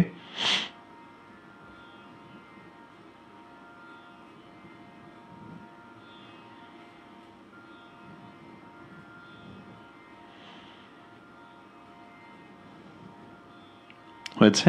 রিল্যাক্স। স্বাভাবিক শ্বাস নিন কয়েকবার, কয়েকবার স্বাভাবিক শ্বাস নিন।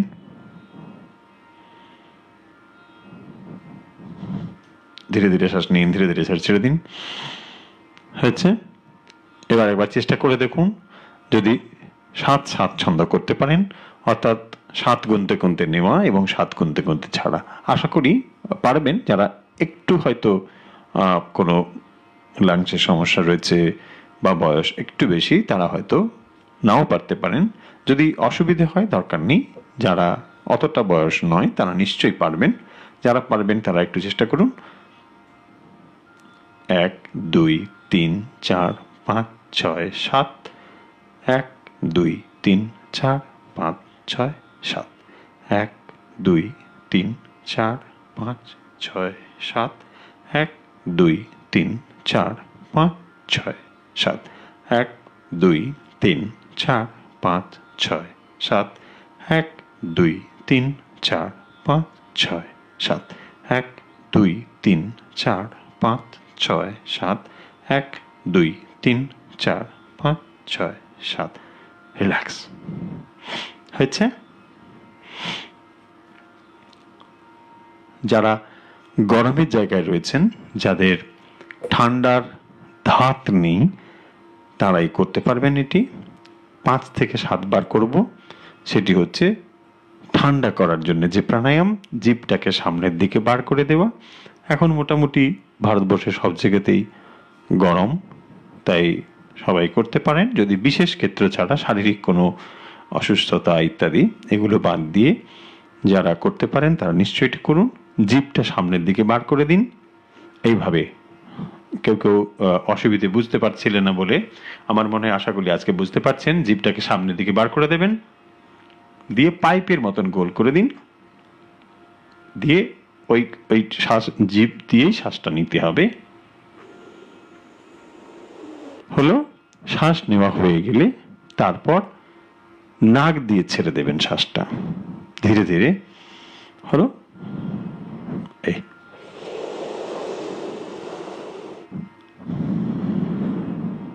কয়েকবার করুন, 5 বার 7 বার করুন, বেশি করার দরকার নেই। জিভটা সামনের দিকে বার করে দিন, পাইপের মতন গোল করে দিন, শ্বাস নিয়ে নিন, মুখ হয়ে গেল, আস্তে করে নাক দিয়ে ছেড়ে দিন, শান্ত হয়ে গেল। যাদের ওটা করতে অসুবিধে হচ্ছে, যারা জিভ সামনের দিকে নিতে পারবেন না, তাদের জন্য বলেছিলাম, বা অন্যরাও করতে পারেন, সেটি হচ্ছে এরকম, দাঁত দুটোকে সোজা করে চেপে দাঁতের ভেতর দিয়ে শ্বাসটাকে নেওয়া, এরকম করে ভেতরে নিয়ে নিলাম, আবার নাক দিয়ে ছেড়ে দিলাম। শ্বাসটা নিয়ে নিন ভেতরে, নাক দিয়ে ছেড়ে দিন।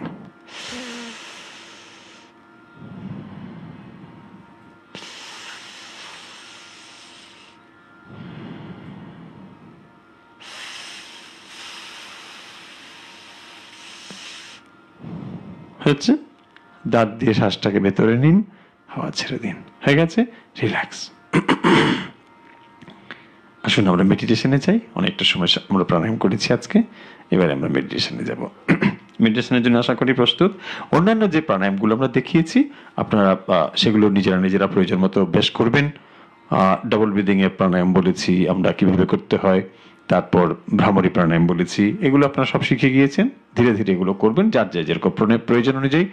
আর ঘুমের জন্য শীতলী প্রাণায়াম, ওঙ্কার বলেছি এবং ভ্রামরী বলেছি, এগুলো আপনারা মানে প্রয়োজন অনুযায়ী করবেন। আর ডায়াবেটিসের জন্য যেটা বলেছি সেটাও নিশ্চয়ই মনে আছে, যারা যারা সেটা অভ্যাস করবেন। ডায়াবেটিসের জন্য যে আসন বলেছিলাম সেটিও নিশ্চয়ই মনে আছে। আমাকে কেউ কেউ জানিয়েছেন যে শারীরিক কারণে তারা বজ্রাসনে বসতে পারছেন না। যদি বজ্রাসনে না বসতে পারেন, পদ্মাসনে বা সুখাসনে বসেও ঠিক অভ্যাস করতে পারেন। যদি আপনি তাও না করতে পারেন, যদি চেয়ারে বসেন, চেয়ারে বসেও আপনি যতটা পারেন ফ্রন্ট বেন্ডিং করে সামনের দিকে করবেন, আবার উঠবেন। হাতটাকে এইভাবে বলেছিলাম, বাম হাত এইভাবে করে এই অংশ নাভির কাছে যুক্ত করিয়ে ডান হাতটাকে এইভাবে রেখে, এই খানিকটা প্রেসার হয়ে গেল। তারপরে শ্বাসটা নিয়ে ছেড়ে দেওয়া, কিভাবে করছি, নিলাম আবার ছেড়ে দিলাম, এই যে ছেড়ে দিলাম, তারপরে আর নিচ্ছি না, তখন এইভাবে করে সামনের দিকে নামছি। যোগে যতটা সময় আপনি পারবেন সাধ্য মতো নিলেন, তারপরে ধীরে ধীরে আবার সোজা হয়ে গেলেন। হলো, আবার শ্বাস আপনি একবার নিয়ে ছেড়ে দিলেন, এইবারে লক, আর নেবেন না, এবারে আস্তে করে নামলেন, যতটা সময় পারলেন আবার উঠে পড়লেন, শ্বাস নিলেন। হলো, 5 থেকে 7 বার করবেন, বেশি করার দরকার নেই। হয়েছে? আচ্ছা, আজকে আর একদম নয়, এবারে আমরা মেডিটেশনে যাব। প্রস্তুত মেডিটেশনের জন্য সবাই নিশ্চয়ই? জ্ঞান মুদ্রা, এইভাবে বলেছি, জ্ঞান মুদ্রা এইটাকে বলা হয়, অর্থাৎ বুড়ো আঙ্গুল তর্জনী দুটো স্পর্শ করিয়ে দিন, এই আঙুল 3টেকে সোজা করে দিন যেন ঠিক লেগে থাকে, এটা এইভাবে। অনেকে আমাকে জানিয়েছেন যে যখন আমরা শীতল মানে করছি, রিল্যাক্স করছি, শিথিল হয়ে যাচ্ছে অঙ্গগুলো, তখন এগুলো সব ছেড়ে যাচ্ছে ইত্যাদি। অভ্যাস করুন, এটা ছেড়ে যাবে না। আর এটা লেগে থাকার একটি কারণ আছে, তাৎপর্য আছে। এটি কি হয়, এটি আমাদের নার্ভাস সিস্টেমের উপরে অত্যন্ত ভালো কাজ করে। আপনার মনকে বাইরে যেতে দেবে না, ঠিক এত সুন্দরভাবে এটি রয়েছে। তাই চেষ্টা করুন ঠিক মতো এটিকে করতে, দেখবেন আপনি ঠিকভাবে অনেক কিছু উপলব্ধি করতে পারবেন। হয়েছে সোজা, মেরুদণ্ড সম্পূর্ণ সোজা,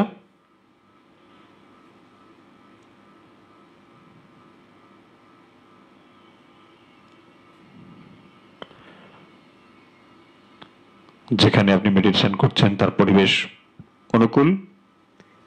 অতিরিক্ত আলো থাকলে কমিয়ে দিন, অতিরিক্ত শব্দ থাকলে কমিয়ে দিন, শান্ত হয়ে বসুন।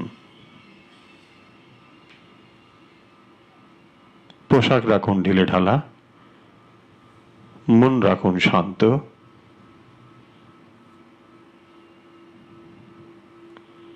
শ্বাস নিন, লম্বা লম্বা, জোরে জোরে শ্বাস নিন।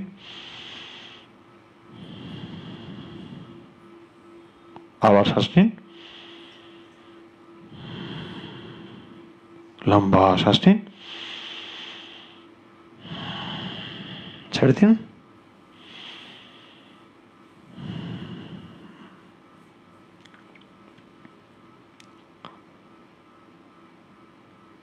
আপনার অন্তরে পবিত্রতাকে সর্বত্র ছড়িয়ে দিন।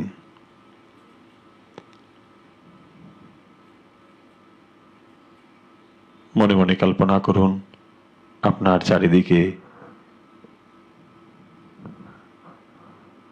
পবিত্র তরঙ্গ ছড়িয়ে পড়ছে। আপনার অন্তরের পবিত্রতা সর্বত্র ছড়িয়ে দিন।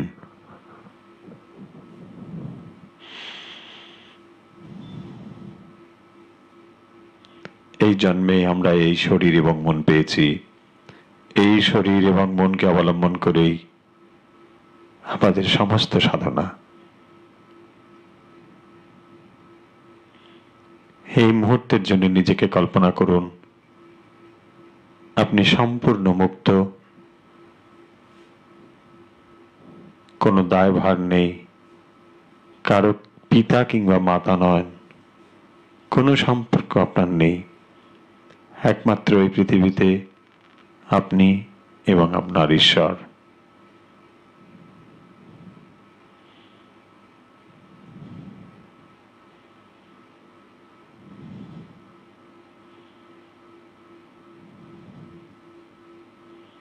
শ্বাস নিন ধীরে ধীরে।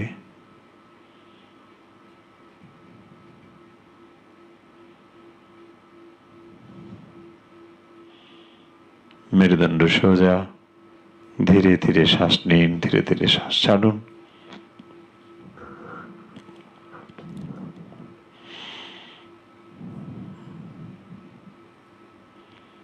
ধীরে ধীরে পায়ের পাতা থেকে মাথা পর্যন্ত প্রত্যেকটি অঙ্গকে শিথিল করে দিন।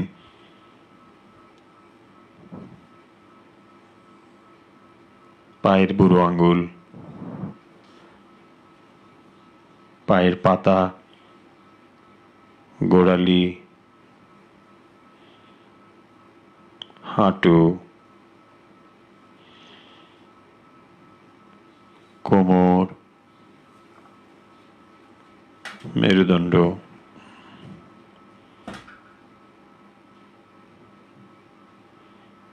পেট, বুক, ডান হাত, বাম হাত,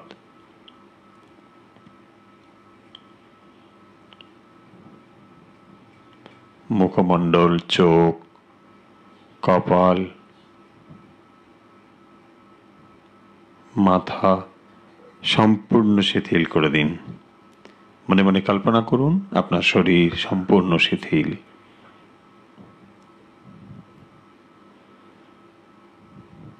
আপনার শরীর সম্পূর্ণ ঘুমিয়ে পড়েছে। আপনার জাগ্রত চেতনাই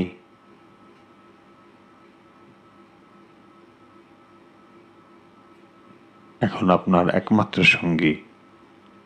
শরীর সম্পূর্ণ ঘুমিয়ে পড়েছে।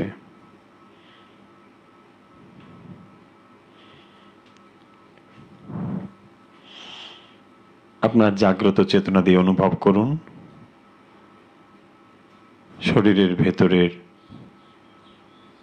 রক্ত প্রবাহ, বায়ু প্রবাহ কিভাবে হচ্ছে।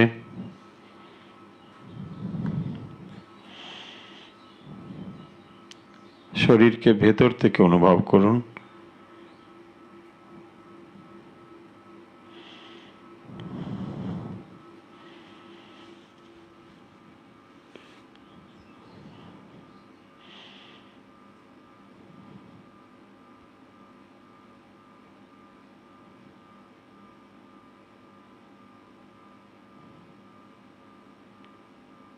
ধীরে ধীরে শ্বাস নিন, ধীরে ধীরে শ্বাস ছাড়ুন।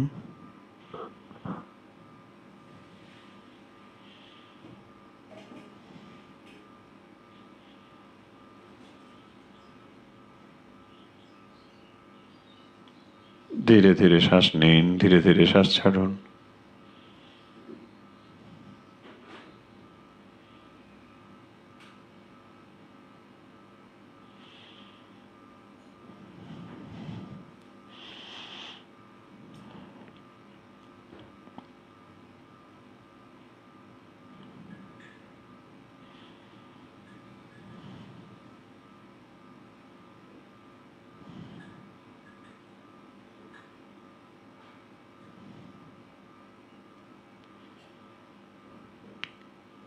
মন নিয়ে আসুন হৃদয়ে। হৃদয়ে কল্পনা করুন একটি বিরাট আকাশ।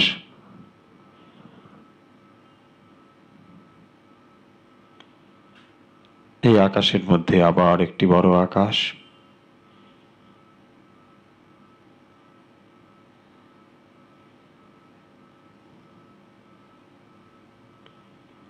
হৃদয়ে কল্পনা করুন একটি পদ্ম,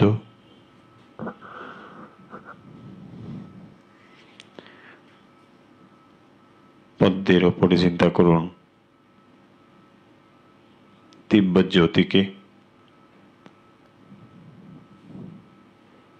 মোমবাতি যেমন করে জ্বলে, তার শিখা যেমন, ঠিক এরকম ভাবেই হৃদয়ে অনুভব করুন।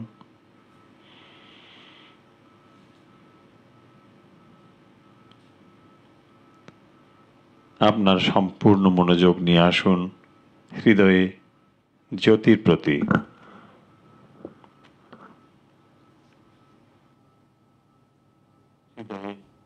দিব্য জ্যোতির অনুভব পূর্ণভাবে অনুভব করুন, সচেতন হন।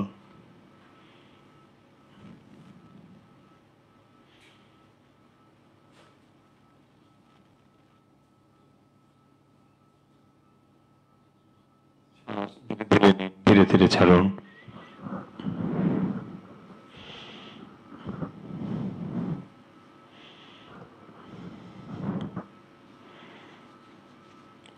সচেতন হন দিব্য জ্যোতিতে।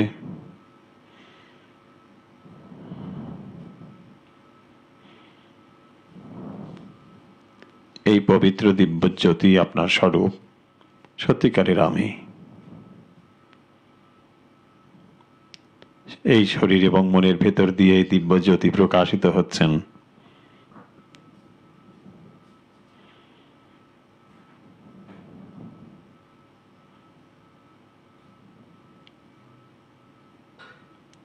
আসুন আমরা এই দিব্য জ্যোতির কাছে প্রার্থনা করি।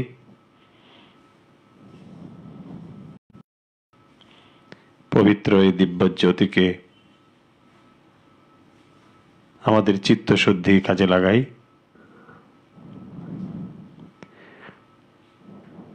আমাদের সমস্ত জ্ঞান ইন্দ্রিয়কে শুদ্ধিকরণের কাজে লাগাই। হৃদয়ের পবিত্র দিব্য জ্যোতিকে ধীরে ধীরে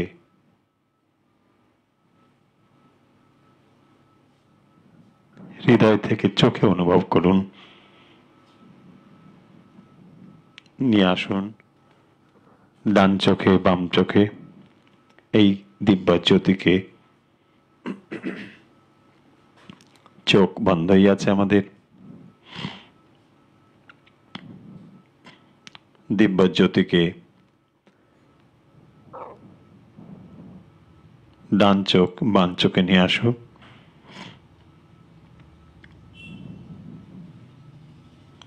মনে মনে কল্পনা করুন দিব্য জ্যোতির স্পর্শে আমাদের দর্শন ইন্দ্রিয় পবিত্র হচ্ছে।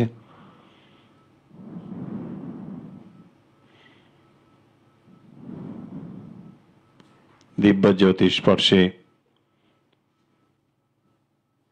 আমার দর্শন ইন্দ্রিয়ের কোন ত্রুটি সম্পূর্ণভাবে মুক্ত হচ্ছে।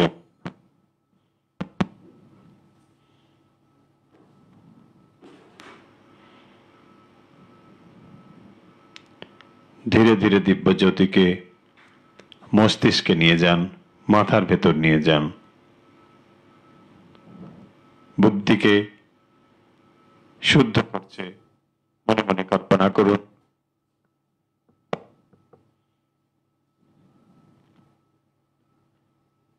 মাথার ভেতরে প্রতিটি ছোট ছোট কোষের মধ্যেও দিব্য জ্যোতিকে অনুভব করুন।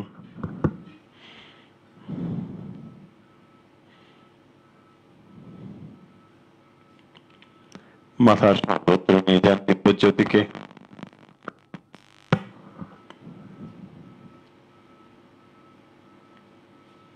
মনে মনে কল্পনা করুন দিব্যজ্যোতি স্পর্শে আপনার বুদ্ধি শুদ্ধ হচ্ছে।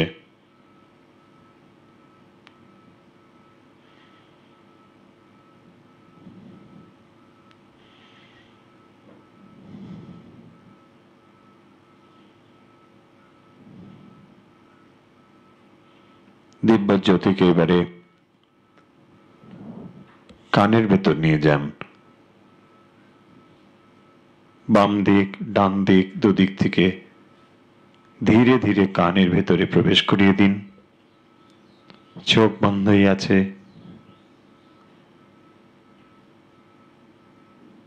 মনে মনে কল্পনা করুন দিব্যজ্যোতির পবিত্র স্পর্শে আপনার শ্রবণ ইন্দ্রিয় শুদ্ধ পবিত্র নির্মল হচ্ছে।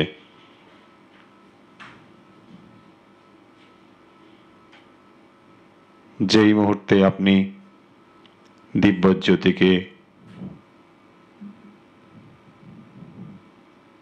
এক একটি ইন্দ্রিয়ের ভেতরে নিয়ে যাচ্ছেন, ওই ইন্দ্রিয়ের শারীরিক ত্রুটিও চলে যাচ্ছে। আপনার দৃষ্টি প্রসারিত হচ্ছে, শ্রবণ শক্তি বাড়ছে। শ্রবণ ইন্দ্রিয়ের ত্রুটি মুক্ত হচ্ছে।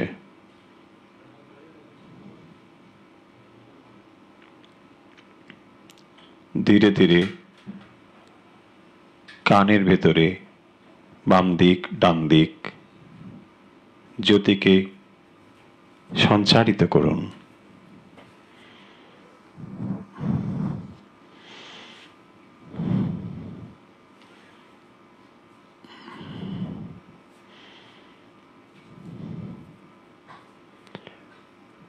এরপর দিব্যজ্যোতিকে মুখের ভেতর প্রবেশ করান, জিহ্বা স্পর্শ করান, বাক ইন্দ্রিয়কে নির্মল করান,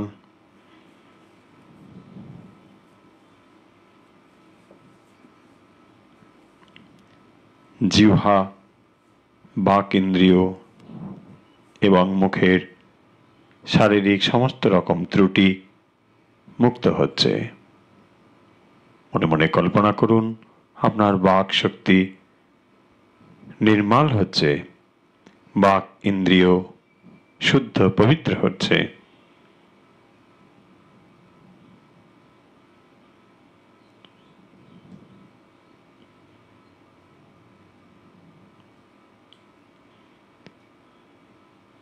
পবিত্র জ্যোতিকে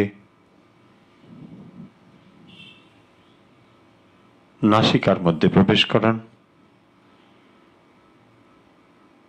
বাম নাক ডান নাক ভেতরে প্রবেশ করিয়ে দিন। দিব্য জ্যোতির স্পর্শে আপনার ঘ্রাণ ইন্দ্রিয় নির্মল হচ্ছে, শুদ্ধ হচ্ছে, পবিত্র হচ্ছে। ঘ্রাণ ইন্দ্রিয়ের শারীরিক ত্রুটি মুক্ত হচ্ছে।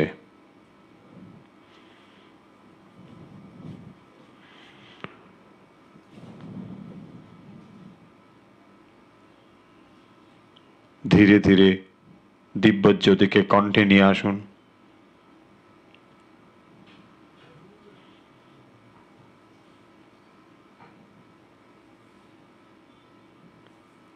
বাক ইন্দ্রিয় শুদ্ধ পবিত্র হচ্ছে।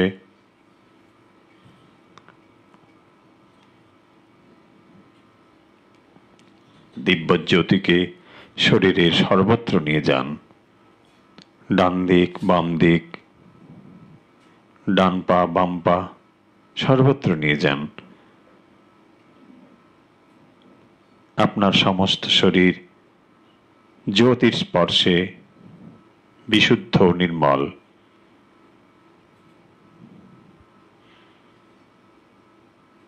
আপনার সম্পূর্ণ শরীর জ্যোতির্ময়।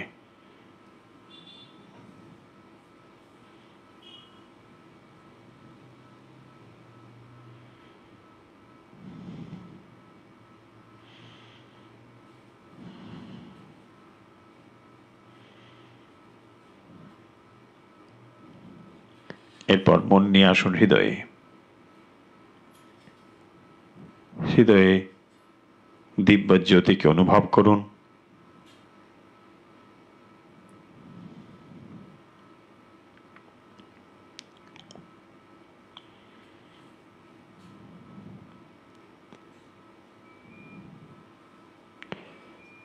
হৃদয়ে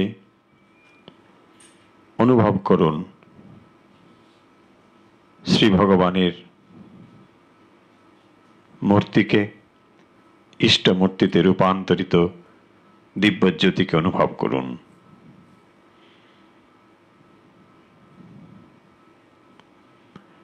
ইষ্টমূর্তির জ্যোতির্ময় অনুভব করুন।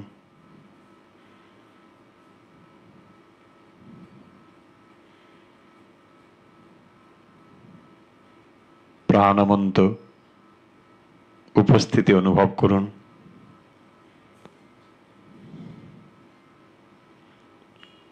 আপনার হৃদয়ে তিনি উদ্ভাসিত হয়েছেন অনুভব করুন।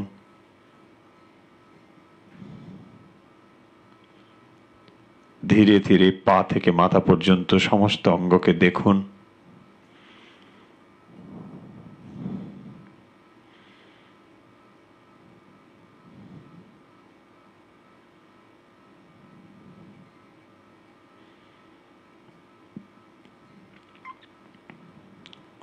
শ্রীমূর্তির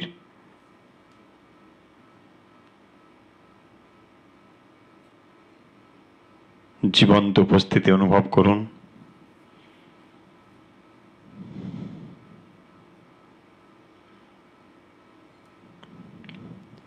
ইষ্টমূর্তির শ্বাস নেওয়া ছাড়া চোখের পাতা পড়া অনুভব করুন। তিনি আপনার দিকে অপলক দৃষ্টিতে তাকিয়ে রয়েছেন অনুভব করুন।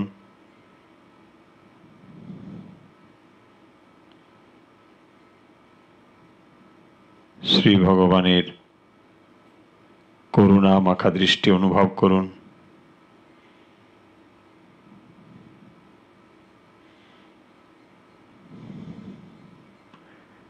তিনি আপনার হৃদয়ে প্রকাশিত হয়েছেন অনুভব করুন।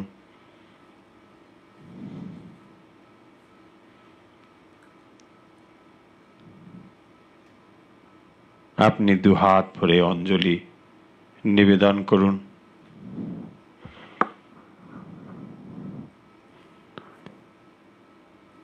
দুহাত ভরে নিন পুষ্পাঞ্জলি।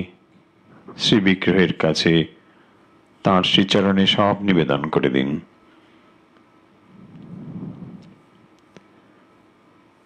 আপনার ভালো মন্দ সুখ দুঃখ পাপ পুণ্য সব নিবেদন করে দিন। মনে মনে কল্পনা করুন আপনার নিবেদিত সমস্ত কিছু তিনি গ্রহণ করেছেন। তিনি করুণা মাখা দৃষ্টিতে আপনার প্রতি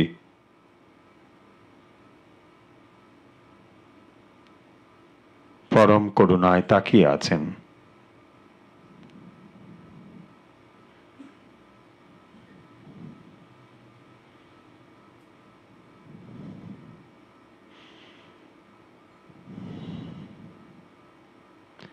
আপনার সমস্ত কিছু নিবেদন করে দিন। তিনি আপনার অতীত বর্তমান ভবিষ্যৎ সব জানেন। কোথায় যাবেন, কোথায় গেলে ভালো হয় সব তিনি জানেন। সব তার কাছে উজাড় করে দিন।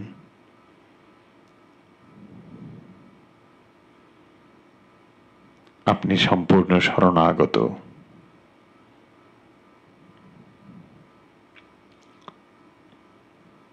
এই ইষ্টমূর্তি আপনার হৃদয়ে প্রকাশিত। তার কাছে আপনি সমস্ত কিছু নিবেদন করে দিন। এইভাবে আপনি ধ্যানমগ্ন থাকতে পারেন। অন্তরের গভীর স্তরে আপনি প্রবিষ্ট হয়ে এইভাবে ধ্যানমগ্ন হতে পারেন। আজকে আমরা অনুষ্ঠান যেহেতু শেষ করব, 3 বার ওঙ্কার উচ্চারণ করে আমরা এই ধ্যান পর্ব শেষ করব। যারা চান তারা আরো কিছু সময় এইভাবে ধ্যানমগ্ন হয়ে থাকতে পারেন।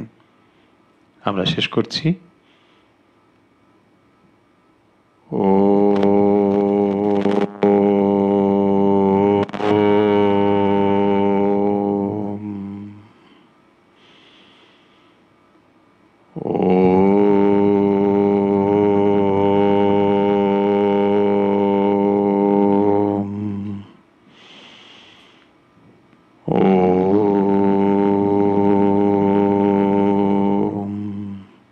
হরি ওম তৎসৎ।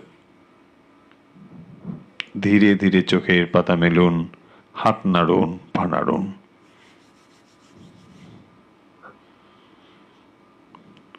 আমরা ধ্যান পর্ব এখানেই শেষ করলাম।